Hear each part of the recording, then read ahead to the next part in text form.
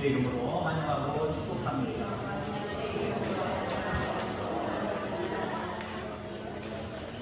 제가 이번에 설교를 준비하면서 컴퓨터 앞에서 많은 시간을 보냈던 것 중에 하나가 제목을 정하면서 물어보셨습니까의 경상도 사투리가 도대체 뭔가, 그래서 제 나름대로 알아본 것이 오늘 제목의 말씀입니다. 물어봤나? 하나님께 물어봤나? 맞습니까? 경상도 사투리? 제가 잘못 조사했나요? 우리 장모님한테 여쭤보니까 잘 모르시더라고요. 인생을 오래 사셨어도 사투리를 오랫동안 진하게 사용하시는 분들은 아니겠지만 제가 볼 때는 우리 동네는 좀 어중간한 동네 같아요. 특별히 사투리가 심하신 분이 없더라고요.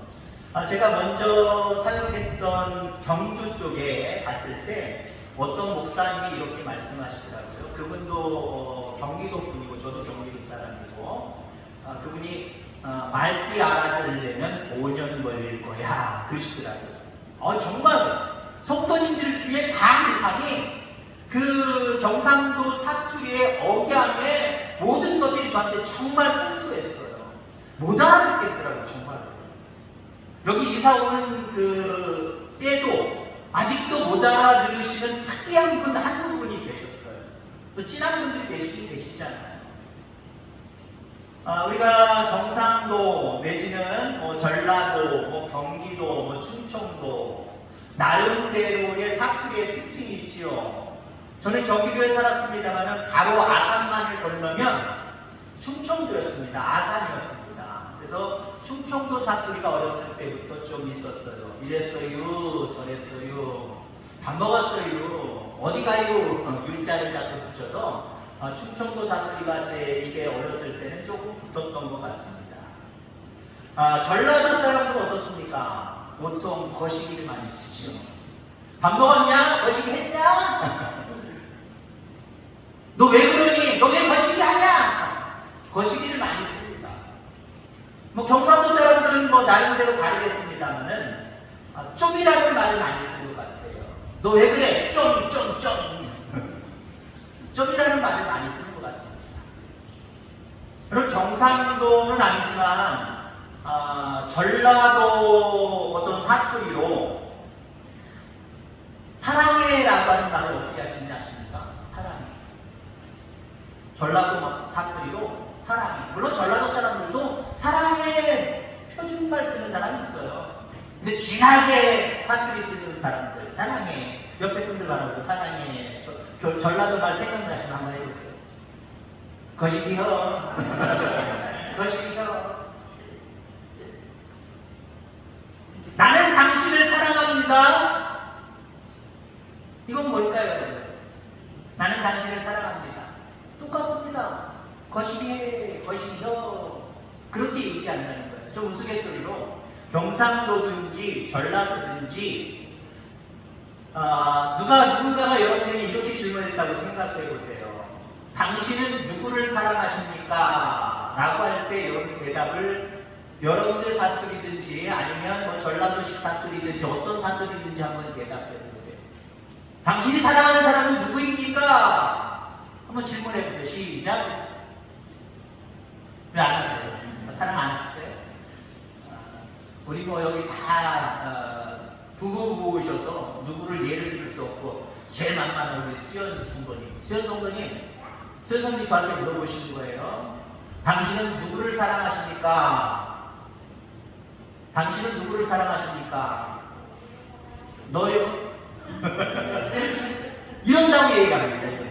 또 그래서 또 마음이 또 그런 거 아니에요? 제가 사랑한다 했어? 진심으로 사랑합니다. 주의 이름으로. 누구를 사랑하십니까? 어느 나라, 어느 지방 사투리인지 모르지만 너요 라고 이야기합니다. 간단하죠? 아주 진하죠? 누구입니다 라고 얘기할 필요가 없어요. 너요! 강력하잖아요. 너요. 자, 옆에 분들과 짝을 지어서 당신은 누구를 사랑하십니까? 질문하죠. 서로. 그 다음에 대답. 시작. 여운이 많이 남지요? 진하지요? 하나님을 늘 그렇게, 이웃을 늘 그렇게 사랑하는 저와 여러분들 다 되기를 주의 이름으로 축원합니다. 사람은 질문하는 존재입니다. 어떤 사물들, 예를 들어 동물이라든가 어떤 식물이라든가 이런 것들은 질문이 없어요. 몰라요. 동물의 세계 속에서도 질문이 있는지 뭐라고? 대답하는지는 모르겠지만 짐승들, 식물들은 절대로 질문을 못합니다. 하나님 형상대로 지음받은 우리 인간만 질문할 수 있다라고 하는 거예요. 그래서 인간은 질문을 통해서, 많은 질문을 통해서 많은 것들을 익히고 또 그것들을 배워가면서 살아갑니다. 그럼 누구에게 물을까요? 이게 중요한 거예요. 누구에게 물을까요? 옛날에 한 20년 전, 30년 전에 개그맨들이 많이 나와서 하는 프로그램 중에 그런 게 있습니다. 별들에게 물어봐. 별들에게 물어봐. 뭐 잘 모르겠으면 별들에게 물어봐. 별들에게 물어보면 별들이 대답해 주나요? 대답 절대로 안 해줍니다.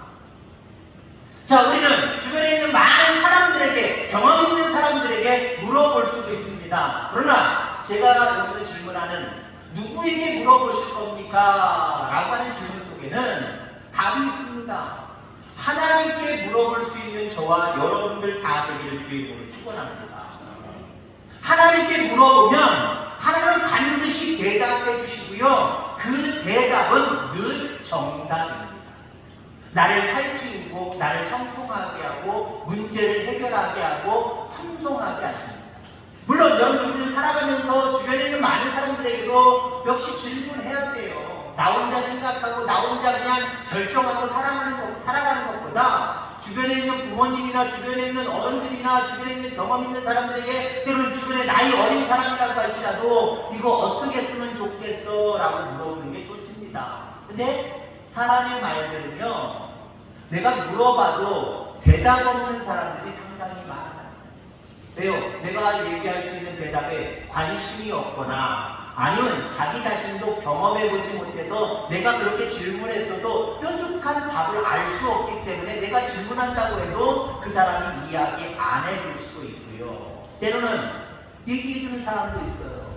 근데요, 많은 경우, 다는 아니지만 많은 경우, 더 많은 경우 오답이 많아요. 저 사람 말 들었더니 억울해 죽겠어. 저 사람 말 들었더니 실패했잖아. 이런 일들 많잖아요. 저 사람한테 안 물어볼 걸, 다른 사람에게 물어볼 걸. 그런 어떤 우리의 후회되는 모습들이 상당히 많이 있을 수밖에 없다라는 겁니다. 오늘 본문의 배경은 이스라엘 백성이 결국 이제 광야 생활을 마무리하고 요단을 건너서 이제는 이스라엘 땅에 진입을 한 겁니다. 진입을 하면서 첫 번째 전투가 어떤 성 전투였지요? 여리고 성 전투였습니다. 어떻게 무너뜨렸나요? 이스라엘 백성들이 훈련이 잘 되고 무기가 좋아서 그거 아니었잖아요. 이스라엘 백성들은 말대로 훈련되지 않은 사람들, 40년 동안 그저 먹고 살기 바빠서 광야에서만 방황했던 사람들, 전쟁이라는 걸 몰라요. 작전, 전술 이런 거 전혀 몰라요. 근데 하나님의 말씀에 의지해서 하루에 한 바퀴씩, 마지막 날은 7바퀴 그 성을 돌 때에 그 성이 와르르 무너지고 그냥 들어가서 간단하게 점령했습니다. 그 다음에 전투는 어떤 전투였을까요? 두 번째 전투, 아이성 전투였습니다. 물론 1차에는 실패했어요. 왜 실패했습니까? 우선이 교만했어요. 이스라엘 전체가 올라가는 것이 아니라 여리고성 이만한 큰 성도, 견고한 성도 우리가 무너뜨렸는데 아이성? 말 그대로 아이예요. 작은 성입니다. 저 작은 성쯤이야 3,000년만 보내. 교만이었죠. 거기에다가 그 사람들 진멸해라, 전리품을 취하지 말아라. 근데 아간이라고 하는 사람이 몰래 옷 한 벌과 금덩이를 몰래 취했단 말이에요. 그것 때문에 1차전에는 패배를 거뒀지만 회개할 때에 다시금 하나님이 은혜 베풀어 주셔서 아이성도 함락을 했습니다. 그러니까 주변에 다른 가나안 땅에 있었던 많은 원주민들이 떨고 있는 거예요. 하나님이 함께 하시는 이스라엘 백성들, 하나님이 함께 하시는 이스라엘 백성들이 그들이 두려워 떨고 있는 거예요. 그들이 하니까 어떻게 하면 좋냐? 저들은 강력한 신이신 하나님이 저들과 함께하고 있는데 야 이거 큰일 났다.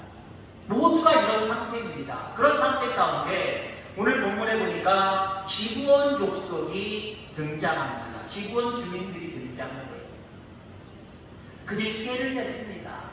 야, 그들이 우리 지역 와서 싸우면 우리 분명히 저들과 함께 하시는 하나님 때문에 우리 진다. 우리 진멸당할 수도 있다. 우리 살아남는 방법이 무엇일까? 아, 저들한테 항복하는 거다. 거짓말을 시켜서라도 항복하고 저들과 합치를 맺는 것이다. 이렇게 생각을 했습니다. 이렇게 의논하고 이에 사람 몇 사람을 뽑아서 사신의 모양의 형태를 띠고 이제 이스라엘 여호수아 지도자에게 보낸 거예요. 그때 그들의 행세가 어떻습니까? 헤어진 전대를 메고 낡은 가죽 부대를 메고 그 발에는 낡아 기운 신을 신고 낡은 옷을 입었습니다. 음식으로는 다 마르고 곰팡이가 난 빵을 준비해서 여호수아를 만나러 왔습니다. 이렇게 한 이유가 뭡니까? 우리 먼 데서 왔대요. 하나님이 약속하신 이스라엘 땅, 이 땅에서 왔다라면 진멸당하거든요. 저 바깥에 먼 곳에서 왔다 속이고 바로 만날 겁니다. 자, 그런데 이 기브온 주민이 살고 있는 지역이 어디였느냐? 예루살렘 서북쪽 약 8km에 해당하는 곳에 위치하여 있습니다. 그러니까 하나님이 약속하신 가나안 땅 안에 있는 거예요. 그러니까 이들은 하나님의 명령에 의해서 진멸당할 존재들입니다. 살려주면 안 돼요. 죽여야 될 존재입니다. 물론 기브온 주민들이 이것을 알고 있는지 모르고 있는지는 모르지만 어찌됐든 간에 지면 상당한 손해를 입고 또 목숨까지 위험하잖아요. 우리가 살 수 있는 방법은 거짓말 시켜서라도 이 이스라엘 백성들과 화친을 맺는 것이다. 온 거예요. 그때 여호수아가 이 기브온 주민들에게 질문을 합니다. 뭐라고 질문을 하냐면 너희는 누구며 어디서 왔느냐? 이렇게 질문을 해요. 자, 여기서 우리가 기억해야 될 것. 질문은 누구에게 해야 된다? 물론 사람에게도 해야 된다고 말씀드렸어요. 그러나 중요하게 중요성을 두고 가장 강력하게 물어보아야 될 대상은 하나님입니다. 아멘? 여호수아가 실수를 했어요. 기브온 사람들에게는 너희들 누구야? 어디서 온 거야 도대체? 나한테 질문을 했지만 하나님께는 질문을 하지 않았습니다. 14절에 보니까 어떻게 할지는 여호와께 묻지 아니하고 하나님께는 안 물었다는 거예요. 여러분 사람에게는 안 물어도 하나님께 꼭 물어볼 수 있는 좋은 의미로 이야기할 때는 여쭤볼 수 있는 저와 여러분을 다니길 주의로 축원합니다. 사람에게는 다 안 물어봐도 돼요. 사람에게는 안 물어봐도 되는데 정말 하나님께는 우리 날마다 물으며 살아가는 그런 성도의 삶을 살아가게 되기를 주의 이름으로 축원합니다. 하나님께 묻지 않고 먼 데서 왔어? 인정해 주는 거예요. 믿어주는 거예요. 그래서 화친을 맺었습니다. 서로 죽이지 아니하고 서로 보호하고 사이좋게 지내자. 화친을 맺었단 말이에요. 자, 그로부터 사흘이 지났습니다. 사흘이 지나고 이 기브온 사람들이 바로 이 가나안 땅 안에 있는 원주민들이구나. 우리가 진멸해야 될 대상이구나. 근데 왜 우리가 그들과 약속을 맺었지, 언약을 맺었지, 화친을 맺었지? 이제 와서 후회해도 아무 소용이 없어요. 어쩔 수가 없는 거예요. 이미 화친을 맺었기 때문에 되돌릴 수 없는 거예요. 자, 이런 모습을 통하여서 여호수아와 이스라엘 백성들은 자신의 경솔함과 또 믿음 없음으로 인하여서 두고두고 이 기브온 사람들 때문에 오점을 가지고 살아갈 수밖에 없었다라고 하는 겁니다. 여러분 그렇습니다. 하나님께 묻지 않는다라고 하는 것은 하나님보다 내가 더 낫다라고 하는 교만의 모습이에요. 뭐 하나님한테 물어봐. 내가 그냥 하면 되지. 뭐 물어볼 게 뭐가 있어? 하나님 인정 안 하는 거고요. 하나님보다 나 스스로를 인정하는 경우가 있고요. 그 다음에 또 우리는 또 때로는 안 물어보는 이유가 뭡니까? 귀찮아. 뭘 물어봐. 물어보면 괜히 이상하게 여기 보고 뭐 대답해 주는 것도 좀 그렇고 나도 쑥스럽고 뭘 물어봐. 여러분들 주변에 있는 사람에게 뭘 물어보고 싶어도 여러분들 잘 못 물어볼 때가 있잖아요. 왜요? 자존심 상하기도 하고 물어보면 대답해 줄래나? 그런 생각도 들고요. 그 생각을 들어봐야 뻔하겠지 뭐. 라고는 그런 여러 가지 마음이기 때문에 우리는 어떤 사람들에게도 질문을 안 할 때가 있어요. 하나님께도 마찬가지예요. 하나님께도 묻지 않는 사람들 그냥 습관에 따라서 살지 뭐 하나님께 물어봐. 죄송하게 미안하게 하나님께 죄송할 필요가 없어요. 하나님 묻는 성도를 좋아하세요. 묻는 자녀를 좋아해서 하나님 어떻게 할까요? 저떻게 할까요? 여러분들 아이가 성장하면서 어떻습니까? 점점 크면서 부모에 대해서 질문이 사라져. 엄마 아빠 물어보는 것 부르는 것도 점점 사라져. 오히려 부모님들이 얘야라고 질문하면 안 들어요. 특히 여기다 뭘 꽂아도 안 들어요. 야 불렀잖아 안 들어요. 툭툭 치면 그때 뭐요? 그리고 뭘 질문을 해주면 아주 그냥 좀 어렸을 때가 더 이뻤지. 예준이 나이 때 줄 때만 해도 이뻤지. 저 때는 그냥 나갔으면 참 좋았을 건데 라고 하는 생각들을 아마 가질 겁니다. 여러분들 그렇습니다. 하나님 앞에 늘 묻고 살아가는 저와 여러분들 다 되길 주의 이름으로 축원합니다. 뻔한 것도 물어보세요. 난해하고 어렵고 힘들고 난감한 것도 하나님 앞에 여쭤보는 모습이 있어야 되지만 그냥 뻔한 것도 하나님 저 이거 하는데 괜찮겠어요? 라고 질문할 수 있는 저와 여러분들 되기를 간절히 주의 이름으로 축원합니다. 역대상 10장 13절 이후에 보면은 하나님께 묻지 아니하는 것이 얼마나 큰 죄가 되고 큰 불행이 되는지를 우리에게 보여주고 있습니다. 역대상 10장의 말씀은 초대 왕이었던 사울왕에 대한 이야기인데 초대왕 사울이 여호와의 말씀을 지키지 아니하고 또 신접한 자에게 가르침을 청하고 여호와께 묻지 아니함으로 여호와께서 그를 죽이시고 그 나라를 이새의 아들 다윗에게 넘겨주셨도다. 하나님 말씀대로 살지 않을 뿐더러 하나님께는 묻지도 않고 누구의 신접한 자에게 묻는다는 거예요. 신접한 자. 부끄럽지만 우리 누님이 잡사거든요. 우리 바로 위에 누님이 저보다 8살 차이 나는데 잡사입니다. 잡사가 뭔지 알죠? 집사이면서도 집사의 노릇을 집사의 역할을 제대로 감당하지 못하고 교회도 가는 둥 마는 둥 신앙생활도 가는 둥 마는 둥 이렇게 생활하는 사람입니다. 이 누님이 뭘 좋아하냐면은 연초되면 토종 비디오 같은 거 보는 걸 좋아해요. 자기 것만 보면 되잖아요. 목사님 동생 것도 내 때로 나와요. 야야 올해 너 있잖아 어쩌고 저쩌고 해야 된대. 저리 가. 소용없어. 필요 없어. 말하지 마. 제가 단호하게 거부합니다. 그러니까 그 예전 얘기입니다만은 그 이유는 얘기하는 적도 없고요. 여러분 믿음의 사람들 중에 여러분들 신접한 자를 찾아가서 묻는 사람들 있을까요? 없을까요? 우리에게는 없는 줄 믿습니다. 아멘. 다른 데는 있을까요? 없을까요? 이때니까요. 찾아보면 이때니까요. 신접한 자에게는 찾아가서 내 인생이 앞으로 어떻게 될 것인지 그것을 궁금해하면서 물으면서도 하나님께 묻지 아니합니다. 사울왕이 그랬어요. 신접한 자에게 가서 그를 데리고 와서 무엇인가 물어보는 말들은 잘 물어봤는데 하나님께 묻지 아니하는 고로 하나님 어떻게 하셨다고요? 죽이셨습니다. 전쟁에서 아주 그냥 비참하게 죽게 만드셨고 그 나라를 이스라엘 나라를 누구에게 주셨어요? 듣기를 즐거워하는 다윗에게 주신 줄 믿습니다. 자 그렇습니다. 사도행전 13장 22절에 보면 내가 이새의 아들 다윗을 만나니 내 마음에 맞는 사람이라 내 뜻을 다 이루리라.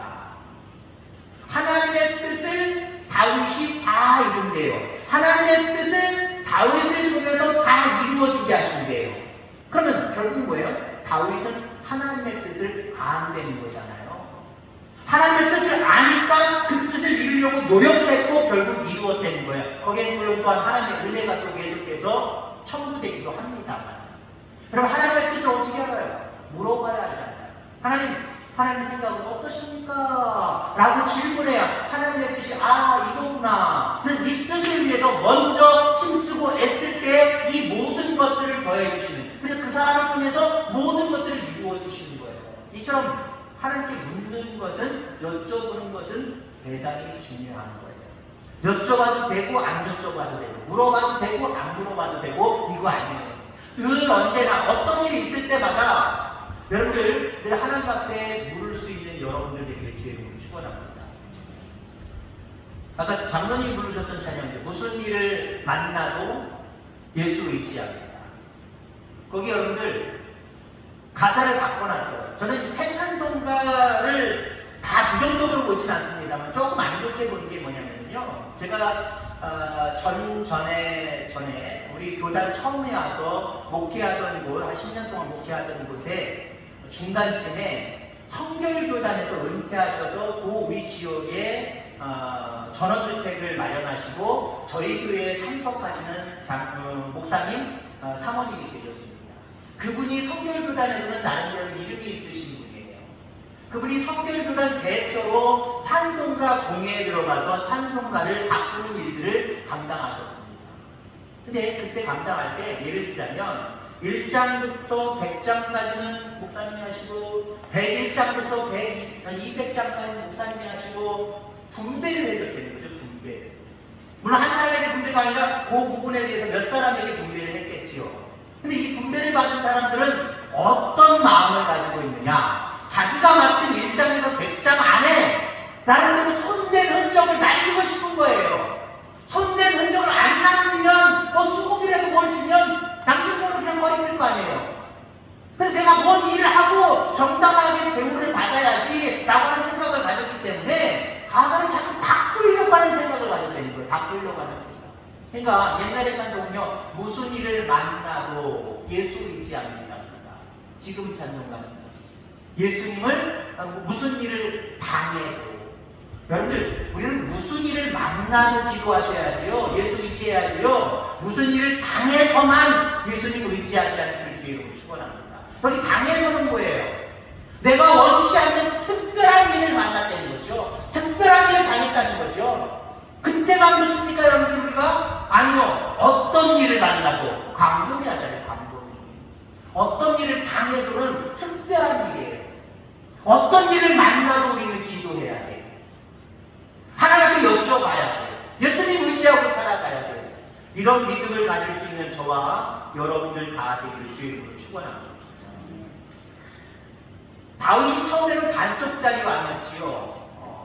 두 족속의 왕이었다가 나중에는 이제 사울 왕이 죽고 그 다음에 시간이 지나서 전체 이스라엘의 왕이 되었을 때입니다. 그게 초보 왕입니다. 근데 그때에 블레셋이 쳐들어옵니다. 왜냐하면 이제 통합되어서 나라가 점점 집안을 쌓아가면 점점 우리가 어렵게 대할 수밖에 없는 대상이 될 수밖에 없으니까 요때 틈을 노려서 전쟁을 벌이자. 블레셋이 쳐내려온 거예요. 그때 다윗이 하나님 앞에 묻습니다. 하나님 어떻게 할까요? 나가서 싸울까요? 싸우면 하나님께서 우리에게 저들을 우리의 손에 맡기시겠습니까? 라고 질문을 합니다. 그때 하나님 가라! 라고 명령하셨어요. 여러분 전체 이스라엘의 왕이 됐으니까 뭔가 좀 폼을 내고 싶지 않았겠습니까? 저 따위 블레셋쯤이야 우리 통합된 이스라엘이 못 물리칠 일이 없잖아. 가자! 앞으로 전진! 얼마나 멋있어요.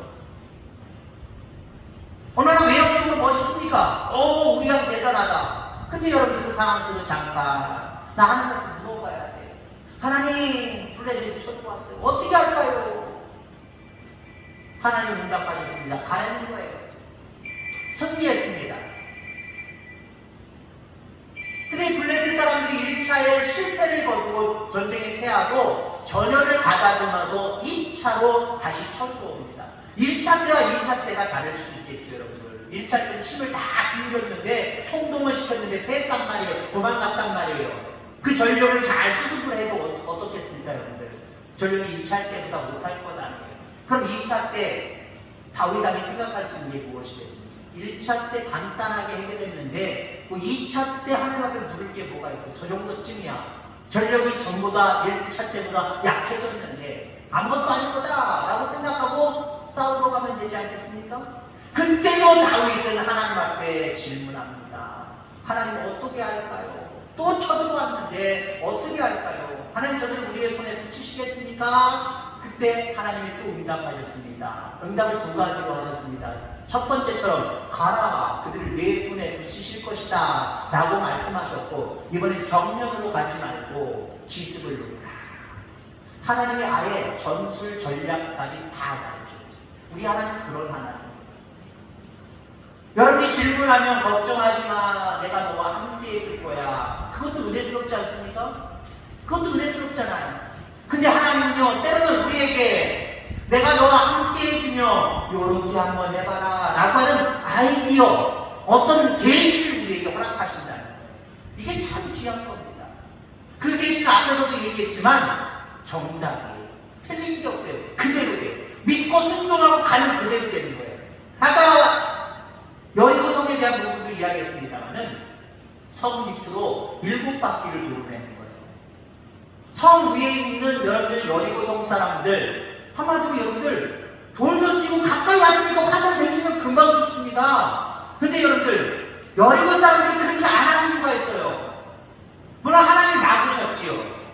근데 두 번째는요, 하도 어이가 없어서 화를 못 땡기고 이거 뭐야? 야, 쟤네들 뭐냐? 병신들이네, 저거 바보들이네. 저 쪼다들이네. 저기 뭐라는 거야? 도대체? 하도 어이가 없어서 구경하는 거예요, 구경. 여러분 불난 거 구경하는 거 좋아하시죠? 그 사람들은 정말 지금 다급한데 우리 불난 거, 교통사고 난 거 그것 때문에 구경하느냐고 한참 막 길이 막히잖아요. 이 사람들이 구경했다니까요. 멍청하게 행동하는, 이스라엘 바람으로 멍청하게 행동하는 그 모습을 바라봤다니까요. 여러분들 모든 것들을 하나님 앞에 물을 수 있게 되기를 주의 이름으로 축원합니다. 하나님 명령대로 그냥 순종한 거예요. 명령대로 순종했더니 하나님 말씀대로 그대로 이루어졌어요. 세상 사람들의 말을 듣고 하면 때로는 후회가 되잖아요. 왜 저 사람 말을 들었을까? 그러나 하나님 말씀을 들으면요 절대로 우리는 후회함이 없습니다. 왜? 말씀대로 되어집니다.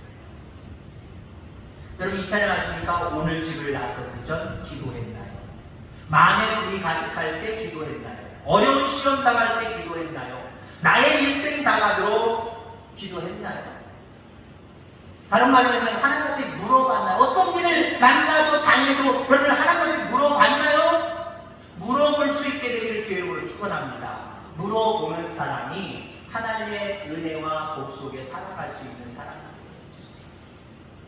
이 시간 여러분들 옆에 있는 사람들에게 이렇게 고백했으면 좋겠습니다. 하나님께 물어봤나? 물어보세요. 하나님께 물어봤나?